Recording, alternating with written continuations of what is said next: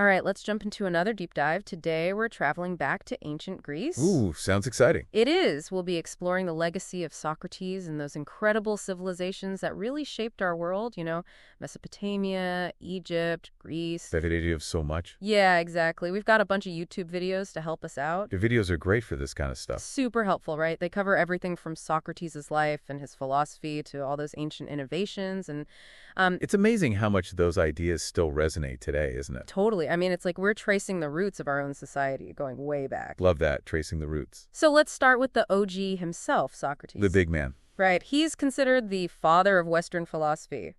Crazy thing is, he never actually wrote anything down. That is pretty wild when you think about it. I mean, everything we know about him comes from his students. Mainly Plato, right? Exactly, Plato, which makes his influence even more impressive. Like his ideas were that powerful. It's like the ultimate word-of-mouth success story. Totally. But it really makes you think about how ideas spread, how they survive through generations. Like a chain reaction. Yeah, and speaking of impact, there's the Socratic Method. That was his thing, right? That questioning style that really pushed people. Oh, yeah, it wasn't just asking questions, though. It was systematic doubt, like forcing people to think critically. Lynchus, that's the fancy term, right? You got it. He'd pose all these questions to expose inconsistencies, make people question their own beliefs. So instead of giving straight answers, he was guiding them towards the truth themselves. Leading them down the path. I bet that was frustrating for some people back then. You think. Haha. Challenging the status quo rarely wins you popularity contests. True, true. And for Socrates, it ultimately led to his trial and death in 399 BCE. A tough ending. Charged with corrupting the youth and impiety, essentially not believing in the city's gods. Heavy stuff. Wow, condemned for his ideas makes you appreciate the freedom we have today. For sure. So we found this video called 9 Life Lessons from Socrates, really breaks down his philosophy. And you know what? They're surprisingly relevant even now. Yeah, Socrates was ahead of his time. Totally. Like, the first lesson is open yourself to the truth. And that starts with his famous paradox. You know the one. Hit me with it. The only true wisdom is in knowing you know nothing. Classic Socrates. Right. Deep stuff. It's all about humility, right? Recognizing how much we don't know. Absolutely. It's the starting point for real learning and growth. You got to admit what you don't know to learn something new. It's like that saying, the more you learn, the more you realize you don't know. Exactly. And that's where the Socratic method shines. By constantly questioning, analyzing, digging deeper, we get closer to the truth, to a better understanding of ourselves and the world. He was all about, just accept things at face value. Keep asking questions, keep challenging assumptions, keep seeking knowledge. The ultimate skeptic, but in a good way. Right, like healthy skepticism. And that's applicable to everything, relationships, careers, politics, even science. It's a life skill. Totally. So how can we actually use this ancient wisdom in our lives? Well, I think it starts with curiosity, being willing to challenge your own beliefs, and also being open to different perspectives. And not just shutting down when someone disagrees with you. Yeah, having respectful dialogues, even if you don't see eye to eye. The point isn't to win an argument. It's to understand, to actually learn something. Exactly. That's powerful. So another lesson that really hit home for me was beware the barrenness of a busy life. Oh, that's a good one. In today's world, it's so easy to get caught up in the hustle and bustle, forget what actually matters. It's almost like Socrates predicted our modern obsession with always doing more. Right, like hustle culture gone wrong. Yeah, we're constantly bombarded with messages to do more, be more, achieve more. But are we really living fulfilling lives? That's the question. That's the question Socrates would be asking us. Are we doing things that align with our values? Or just going through the motions? Chasing external validation, that doesn't lead to happiness. Definitely not. Maybe Socrates would tell us to take a break, reconnect with nature, nurture our relationships, actually enjoy life. Focus on what makes us happy, not just what looks good on the outside. Authenticity, that's another big one. Yeah, be authentic. Socrates was all about being true to yourself, not conforming to expectations or seeking approval. Especially in today's world, where we're constantly bombarded with images of perfect lives. It's easy to build this fake persona, especially online, that Socrates would say, true happiness comes from aligning your actions with your values, being your authentic self. It's about inner peace, not external validation. Right, and Socrates didn't care about appearances or social status. He was all about truth and principles. He walked the walk. Totally. It reminds us that true strength is being comfortable with who you are, even if you're different. Embrace your quirks, celebrate your individuality. Yes. Be you unapologetically. And speaking of strength, we can't forget courage. Socrates was all about standing up for what's right, even when it was dangerous. Oh, he had guts. He famously said, "He is a man of courage who does not run away but remains at his post and fights against the enemy." Powerful words, and he lived by them. Facing his trial, choosing death over betraying his principles, it takes guts. Serious guts. Makes you think, would we do the same? Would we have the courage to stand up for our beliefs, even if it meant risking everything? Tough question. It makes you confront your own values, your own limits. Socrates would say true courage isn't the absence of fear, but the willingness to act on your principles even when you're scared. Facing your fears head on. Speaking truth to power, challenging injustice, that's real courage, even when it's unpopular or risky. It can be the small things too, like confronting a bully or speaking up against discrimination. Those everyday acts of bravery that make a difference. Exactly. So courage is a muscle we can all work on. Now, from courage, let's shift to humility. Socrates believed that pride divides men, humility joins them. He wasn't about ego at all. Right, he had a simple lifestyle, genuinely connected with people from all walks of life, true humility, recognizing we all have something to learn from each other. Always a student. Such a contrast to today's ego-driven culture. Socrates reminds us that humility isn't putting yourself down. It's about respect, openness, willingness to learn. Acknowledging we don't have all the answers, there's always more to discover. The journey never ends. It's amazing how those ideas about humility, about seeking knowledge, they connect back to all those ancient civilizations we were talking about. Oh, yeah, totally. It's not all just togas and temples, Right. We often romanticize ancient cultures, but they were super innovative. Groundbreaking, really. I mean, think about technology, governance, urban planning even. Way ahead of their time, and we've got some great videos to help us dive into these innovations, see how they still impact us today. Sounds like a plan. Should we start in Mesopotamia? The cradle of civilization, right? Perfect place to start. Mesopotamia nestled between the Tigris and Euphrates rivers. That's where some of the world's first cities popped up around 3100 BCE. Wow, 3100 BCE, that's mind-blowing. Right.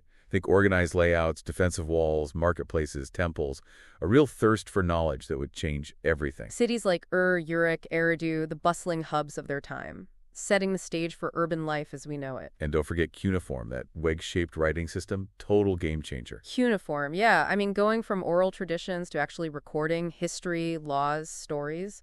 Can you imagine the impact? Huge. It meant preserving knowledge, transmitting it through generations. We take writing for granted now, but it all started there thousands of years ago in Mesopotamia. Wow, that's incredible. And then there's the Code of Hammurabi, one of the first sets of written laws. Oh yeah, dating back to 1754 BCE.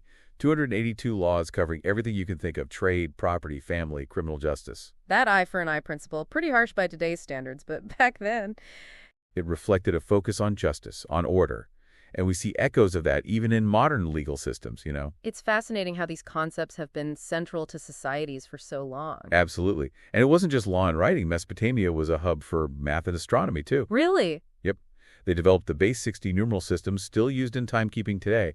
Plus, they tracked stars, created lunar calendars, even predicted eclipses. Seriously? That's incredible. So much of what we use now goes back to them. It all started somewhere, right? Okay, so from the innovations of Mesopotamia, let's head over to the banks of the Nile, ancient Egypt. Ah, the land of pharaohs and pyramids. Majestic pyramids, enigmatic hieroglyphics. Ancient Egypt thrived for over 3,000 years, leaving behind a legacy that still captivates us. Their architecture alone is just mind-blowing. The Great Pyramid of Giza, how did they even build something like that? Right. The precision, the scale, and those temples at Karnak and Luxor, intricate carvings, towering columns, they were masters of design.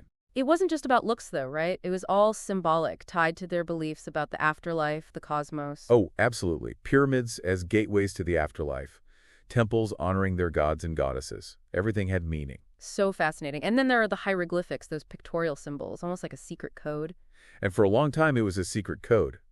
But then came the Rosetta Stone in 1799, and boom, we could finally decipher it. Like a key to unlock their history and culture. Exactly. And their innovations went beyond architecture and writing, too. They were pioneers in medicine.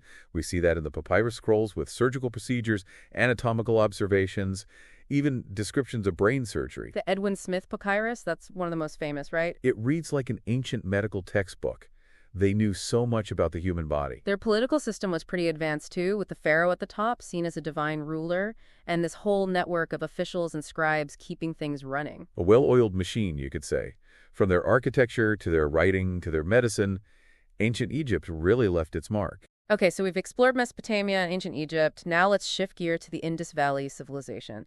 This one flourished between 2600 and 1900 BCE in what is now Pakistan and northwest India. Another fascinating civilization, known for their incredible urban planning and infrastructure. Yeah, those cities like Harappa and Mohenjo-daro with grid-patterned streets, advanced drainage systems, even multi-story buildings. The grid system, so organized, and it helped with trade, movement of goods and people. And their drainage, seriously advanced, shows their understanding of sanitation and public health. They were thinking about hygiene thousands of years ago. Impressive. Right. And they were big traders, too, networks stretching to Mesopotamia and Central Asia. They even had standardized weights and measures. Think about that. A sign of a sophisticated economy, for sure. They also had their own writing system, but unfortunately it remains undeciphered. Ugh, the mysteries. We have these glimpses into their culture through artifacts, but so much remains unknown. A historical puzzle just waiting to be solved. Okay, let's move on to ancient China, a civilization with a history spanning thousands of years. A civilization that has contributed so much to governance, philosophy, technology, you name it. We start with the Shang dynasty around the 16th century BCE, and we see these early forms of government emerging: monarchy, bureaucracy, and a system of writing evidenced by those oracle bones. Those oracle bones inscribed with early Chinese characters, they give us such valuable insight into their beliefs. Then comes the Zhou dynasty, introducing the mandate of heaven, a fascinating concept, linking a ruler's legitimacy to their moral conduct. Right. The idea that a ruler's power depends on their virtue, their ability to maintain harmony. A powerful idea. And during Zhou dynasty, we see this flourishing of philosophical thought: Confucianism, Taoism, legalism. Three distinct schools of thought that would shape Chinese culture and governance for centuries. Especially Confucianism, with its emphasis on social harmony, filial piety, moral leadership. Still influential today, right? Absolutely. And don't forget their technological advancements, papermaking, printing techniques, and of course the Great Wall. Oh yeah, the Great Wall. An incredible feat of engineering, a testament to their organization and determination. Innovations that had massive impact, changing communication, construction, defense. Truly a civilization of builders and thinkers. Okay, time to head to classical Greece, the birthplace of democracy, philosophy, and so much more. The golden age of Greece, right? A time of incredible intellectual and cultural growth. Flourishing between the 5th and 4th centuries BCE, that's when we see democracy developing in Athens, this revolutionary system of citizen participation. It was limited, of course, not everyone could vote, but it laid the groundwork for the democratic ideals we value today. And then there were the philosophers: Socrates, Plato, Aristotle. Giants of Western thought. Their ideas about ethics, logic, politics, the nature of reality, they're still studied and debated today. Socrates' questioning method, Plato's writings on justice, Aristotle's work on logic and science, they shaped everything. They pushed the boundaries of knowledge, challenged assumptions, inspired generations. And we can't forget their contributions to science and medicine. Hippocrates, the father of medicine, he emphasized observation. Ethical practice still core principles today. His Hippocratic Oath, a pledge of ethical conduct for physicians, still recited by medical graduates around the world. Wow, that's amazing. And of course, we have to mention the Olympic Games. They started in ancient Greece as religious festivals, Evolving into these massive international sporting events we have today, celebrating athleticism and bringing people together. a testament to their love of competition and their ability to create traditions that endure. For sure. Okay, I think it's time for our final stop, the Roman Empire. Known for its vast territory, its military might, its lasting contributions to law, governance, and infrastructure. The Romans, masters of organization, ruling from 27 BCE to 476 CE, they left a legacy that's hard to ignore. Play extensive road networks, aqueducts bringing fresh water to cities, architectural marvels like the Colosseum and the Pantheon. They were incredible engineers. They even pioneered the use of concrete, changing construction forever. Their buildings were built to last. And their legal system was incredibly advanced, codified in the 12 Tables, and later refined in the Justinian Code. It laid the foundation for so many modern legal principles. Equality before the law, due process, those are Roman ideas. Exactly. And then there's their military, the Roman legions, famous for their discipline, their tactics, their cohort system. A well-oiled military machine, that's for sure. Their strategies and doctrines have influenced military thinking for centuries. From infrastructure to law to military might, the Roman Empire left its mark on the world. So we've journeyed through time, exploring these incredible civilizations. It's mind-blowing how they laid the groundwork for so much of what we have today. It's a good reminder that we're all part of this larger historical narrative. What we do now builds on what came before. We're all connected, so we've explored those amazing ancient civilizations, or their innovations, their impact. Now let's focus on one of the most influential figures in Western thought, Aristotle. He was Plato's student, but he kind of went his own way, developed his own unique philosophy. The student becomes the master. But, it's not that simple. Their relationship was complicated. It's fascinating, really. And we found some videos that need to dig into Aristotle's life, his work, his whole dynamic with Plato. It's like a philosophical drama. So let's rewind a bit. Aristotle was born in Stagira in 384 BCE. His dad was a physician, so maybe that's where his interest in observation came from. But get this, he spent 20 years studying at Plato's academy. Wow, 20 years. That's dedication. Right, talk about an intense education. But he wasn't just soaking up Plato's ideas, he was challenging them, forming his own opinions. That's where their path diverged. Plato was all about those ideal forms, those perfect, unchanging concepts. But Aristotle, he was more grounded, more about observing the real world. He believed that true knowledge came from studying nature, looking at the evidence. He was a hands-on learner. So while Plato was pondering the abstract, Aristotle was out there dissecting animals, classifying plants, really getting his hands dirty. A true empiricist. It's like he was saying, don't just theorize, let's see how things actually work. And that led him to create his own school, the Lyceum. They focused on hands-on research, a more scientific approach. The Lyceum was buzzing with activity. Students from all walks of life studying everything from logic and rhetoric to biology, physics, even politics. And they literally walked and talked philosophy. They had this famous walking path where they'd stroll and debate ideas. A walking classroom, I love that. Oh, and we can't forget, Aristotle was also the tutor of Alexander the Great. One of history's most powerful rulers. Imagine the conversations they must have had. It makes you wonder how much Aristotle's philosophy influenced Alexander's decisions. Did those lessons on ethics and politics shape how Alexander led? So many questions. Right. It's a fascinating what if. It shows you the impact a teacher can have, especially when their student goes on to change the world. Now let's get into Aristotle's specific contributions. He's often called the father of logic because he was so systematic in his study of reasoning and argumentation. He really broke it down, made it a science. He came up with a syllogism, which is a type of deductive argument. Two premises leading to a conclusion, like all men are mortal, Socrates is a man, therefore Socrates is mortal. It seems so simple, but it's so powerful. It's like a blueprint for clear thinking. And Aristotle didn't stop there. He was also a major force in developing the scientific method, observation, inductive reasoning, collecting data. He believed knowledge should be based on evidence, not just speculation or what some authority figure said. A true scientist. Absolutely. He did tons of research, especially in marine biology. He was all about classifying species, understanding the natural world through observation and inquiry. A real pioneer. And then there's his political philosophy.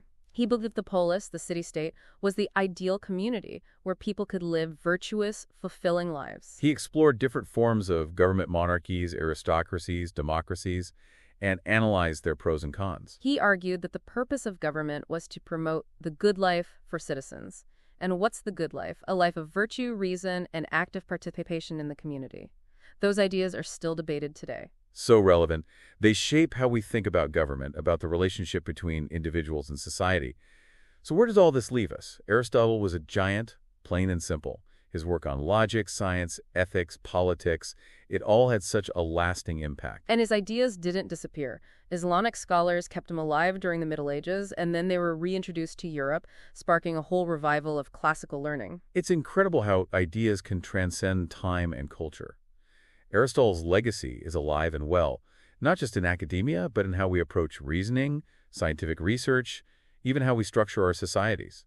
Wow, what a journey. We've gone from Socrates and his revolutionary ideas to those groundbreaking ancient civilizations, and now to Aristotle, who took those ideas and ran with them. It's mind-blowing how much these ancient thinkers and cultures still impact us today. It's like they laid the foundation for everything we know and do. We're all part of this amazing historical tapestry.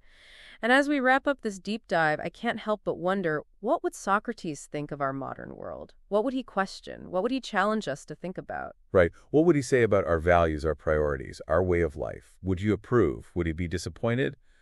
Or would he just keep asking those probing questions, pushing us to examine our assumptions? So many questions to ponder. That's the beauty of it, right? We're left with more to explore, more to learn, more to discuss. It's an ongoing conversation, and we're all invited to participate. Thanks for joining us on this deep dive into the fascinating worlds of Socrates, Aristotle, and those incredible ancient civilizations. It's been a blast.